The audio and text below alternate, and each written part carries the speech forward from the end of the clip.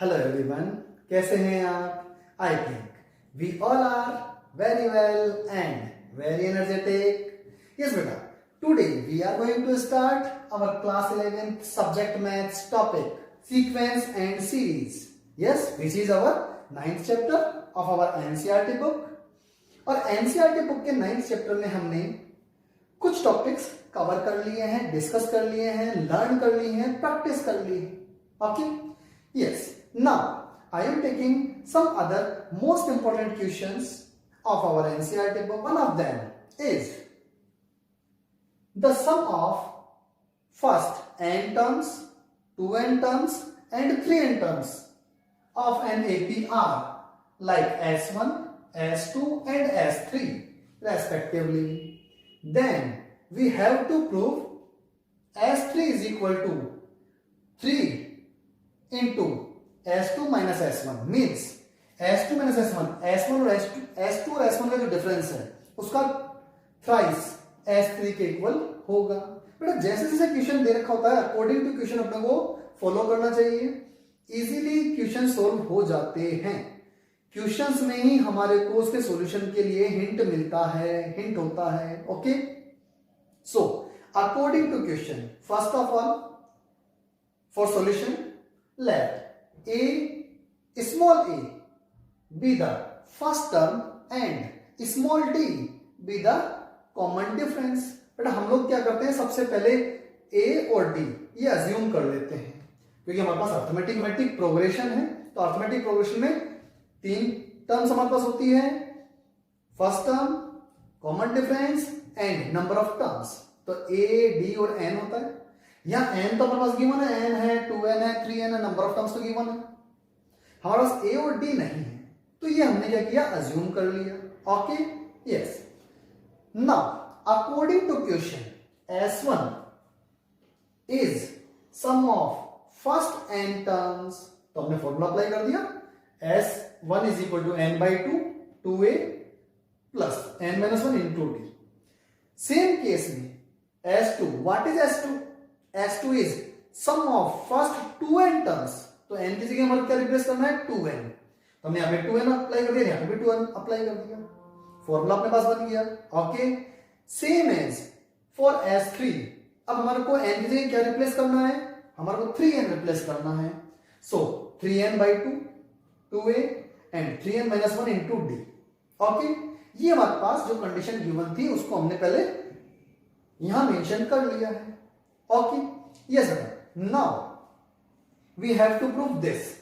तो देखो यहां RHS जो है वो ग्रेटर है LHS में, हमारे पास 1 टर्म ही है. तो हम लोग RHS को सिंप्लीफाई करके LHS की तरफ चल सकते हैं. LHS से RHS प्रूफ करने में हो सकता थोड़ी सी प्रॉब्लम क्रिएट हो. So we should select RHS. हमने RHS सेलेक्ट किया, S2 माइनस S1. तो S2 में से S1 को हमने यहां माइनस कर दिया. तो देखो भैया यहां से और यहां में इन दोनों में हमारे पास n बाई 2 कॉमन आ रहा है, तो मैंने n बाई 2 को कॉमन ले लिया. लेकिन यहां पर क्या है, 2 है, तो इस 2 को मैंने अंदर मल्टीप्लाई कर दिया. अब 2 इससे मल्टीप्लाई होगा तो कितना हो जाएगा, 4a. It is 4a. और ये 2 इन दोनों से भी मल्टीप्लाई होगा तो 4n minus 2 it is 4n minus 2. और ये डी इट इज फिर माइनस. अब हमारे पास क्या है, ये वाली टर्म आएगी, तो इसमें हमारे पास क्या होगा, 2a और यहां आएगा माइनस. वाई? बिकॉज बाहर जो है नेगेटिव साइन है तो अंदर वाले साइन क्या हो जाता है, चेंज हो जाते हैं. सो हियर माइनस और ये कंडीशन होगी. अब देखो डी वाले टर्म्स जो है उनको हम लोग सिंप्लीफाई कर लेंगे, सोल्व कर लेंगे. 4a माइनस 2a कितना होगा, 2a बच जाएगा हमारे पास. यहां से कैलकुलेट करोगे तो 3n माइनस 1 हो जाएगा. ये अपने पास कंडीशन आ गई. अब देखो हमारे पास इन दोनों के आगे क्या लिखना है, 3. तो अगर मैं इस पूरे को किससे मल्टीप्लाई कर दूं, बोथ साइड 3 से मल्टीप्लाई कर देता हूं. यहां आ जाएगा 3n by 2 2a 3n minus 1 into d. and what is this, it is equal to S3 which is hence proved. ये हमारे को प्रूफ करना था. बोलो बेटा ऐसे क्वेश्चन सोल्व कर लेंगे हम लोग. Okay, you should try some other questions based on this condition or this pattern. Okay, now I am taking another most important question of our NCERT book. Yes beta, our next question is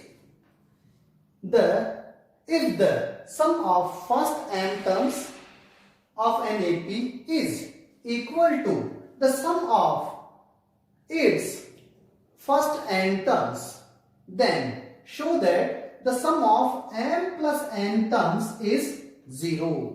बेटा ये simple सा question है, हम लोग easily solve कर सकते हैं. अब देखो इस क्वेश्चन के लिए भी फर्स्ट ऑफ ऑल हमें नीड है a और d की. Then we assume that what is a and what is d. Yes, we assume a be the first term and d be the common difference of our given AP. Yes beta. Now given that Sm is equal to Sn, ये हमारे पास पहले से given है.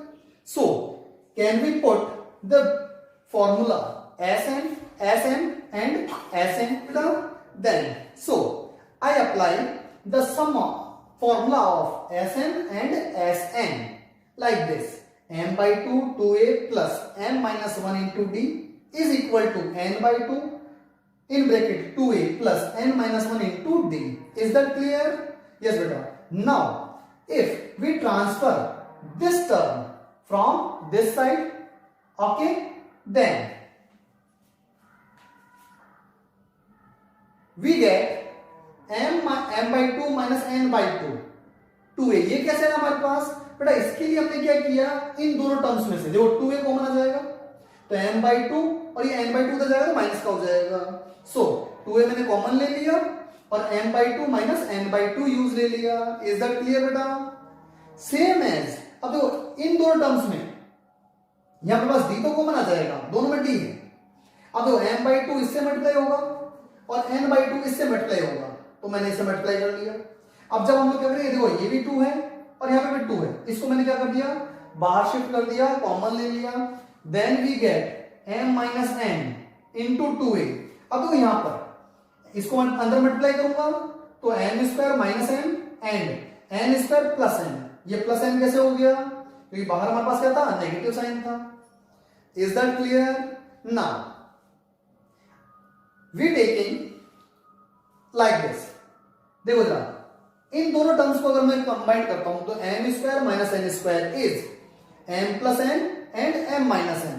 Okay, और इन दोनों terms को जब मैं लेता हूं यहां पे तो यहां से मैंने माइनस कॉमन ले लिया तो m माइनस n बच गया इधर.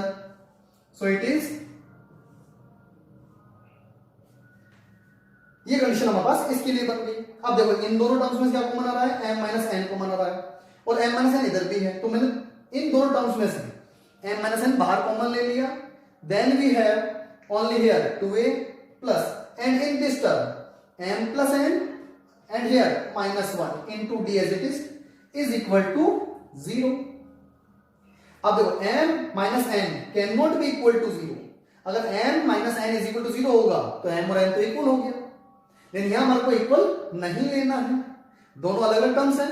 तो हमारे पास हमने क्या किया, इसको m minus n cannot be equal to 0, so this term should be equal to 0. तो ये इक्वल टू 0 कर दिया मैंने. अब हमें क्या चाहिए, हमें चाहिए sum of m plus n terms, sum of m plus n terms. तो हमने इसका फॉर्मूला अप्लाई कर दिया, s m plus n is equal to, अब n को रिप्लेस करना मेरे को किससे, m प्लस n से. तो m plus n by 2 in bracket 2a plus m plus n minus 1 into d. आप देखोगा इस वैल्यू की हमारे को जो है, इस कंडीशन की हमें मालूम है वैल्यू क्या है, 0. तो अगर मैं इसको 0 पुट करता हूं, 0 किससे मल्टीप्लाई करो, that will be 0. So answer is 0. Hence prove. Okay बेटा, now we are taking next important question of our NCERT book.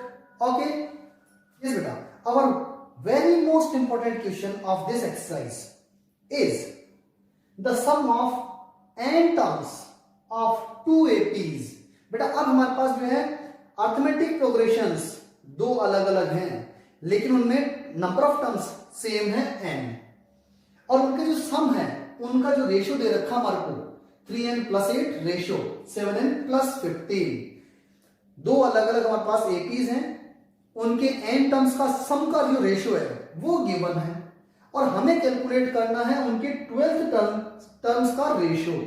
Okay, थोड़ा इंपॉर्टेंट क्वेश्चन है, समझने वाला क्वेश्चन है, so listen carefully.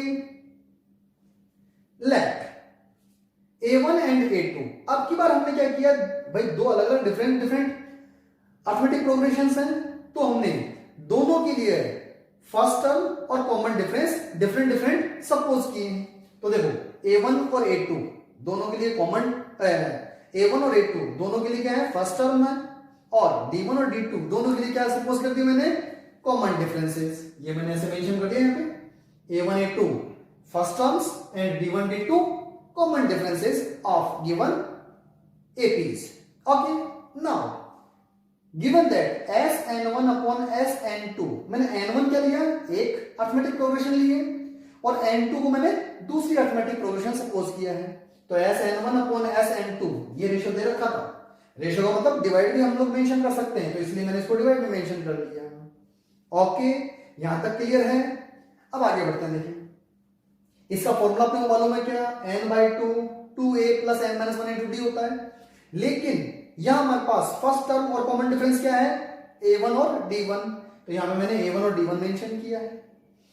Second progression के लिए क्या होगा, a2 और d2, इसलिए मैंने यहां पे a2 और d2 मेंशन कर दिया, लेकिन नंबर ऑफ टर्म्स जो है वो तो दोनों सेम है दोनों में, इसलिए यहां पे भी n/2 है, यहां पे भी n/2 है, तो दैट विल बी कैंसिल्ड, ये तो कैंसिल हो जाएंगे, ये इट इज मैंने यहां पे मेंशन कर दिया।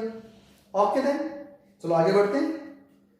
अब बेटा देखो जरा, यहां हमारे पास जो कंडीशन बनी है, हमें चाहिए 12th टर्म्स। अब nth टर्म का जो फॉर्मूला हमारे पास होता है वो क्या होता है, a plus n minus 1 into D, it is an, तो ये फॉर्मूला होता है। अब हमारे को क्या चाहिए, 12th, तो 12th टर्म चाहिए, तो हमारे पास क्या फॉर्मूला बन गया, a प्लस 11d, ये हो गया हमारे पास 12th टर्म। ओके, तो 12th टर्म हमारा होगा a1 प्लस 11d1 और a2 प्लस 11d2, यही होगा। तो इस कंडीशन को बनाने के लिए देखो, यहां पे 2 है हमारे पास, a1 ये 2a1 है, तो इसको सिंप्लीफाई करने के लिए मैंने क्या किया, इन न्यूमरेटर और इन डिनोमिनेटर दोनों में से मैंने क्या 2 कॉमन लेके कैंसिल कर दिया, तो अपने पास बचेगा यहाँ पे a1 और यहां कॉमन में 2 आ जाएगा, सेम डिनोमिनेटर में भी 2 आ जाएगा। Is that clear? तो यहां हमारे पास कंडीशन आ रही है 2 कॉमन लेने पर। अब ये कंडीशन जो बनी है, अब देखो n माइनस 1 अपॉन 2 हमारे को इस पूरी टर्म को किससे रिप्लेस करना है, 11 से। So I mention replacing n minus 1 by 2 by 11, मतलब इस पूरे की जगह हमारे को क्या पुट करना है, 11 पुट करना है, तो मैंने इसको 11 लिया इक्वल, यहां से पास n की वैल्यू क्या हो गई, 23। Is that clear? ये 23 आ गया। बस अब अपने को क्या करना है, यहाँ पे n की जगह 23 पुट करना है, उधर तो हमारे पास 12th टर्म हो ही गई, ये 12th टर्म आ गई, 12th टर्म का रेशियो है हमारे पास, यहाँ n is equal to 23 put किया, कैलकुलेट करोगे तो 77 अपॉन 176 आ गया, ये फिर कैंसिल आउट हो जाएगा। ओके, 7 से कैंसिल आउट हो रहा है, तो answer is 7 upon 16। Is that clear बेटा? बेटा ऐसे क्वेश्चंस हमारे पास एनसीईआरटी बुक में 2-3 क्वेश्चन दे रखे, तो एक मैंने आपको क्लियर कर दिया, ऐसा एग्जाम्पल के हमारे पास है, और 2 क्वेश्चन भी दे रखे हैं, तो एक तो पढ़ने क्लियर कर लिया है। अब इसकी हेल्प से हम लोग जो एक्स्ट्रा क्वेश्चन हमारे पास हैं उनको भी ट्राई करेंगे। Okay, you should try them. Okay then, फिर भी अगर कोई डाउट हो अगर आपको, तो you should comment me in my comment box. Okay then, okay, thank you, best of luck.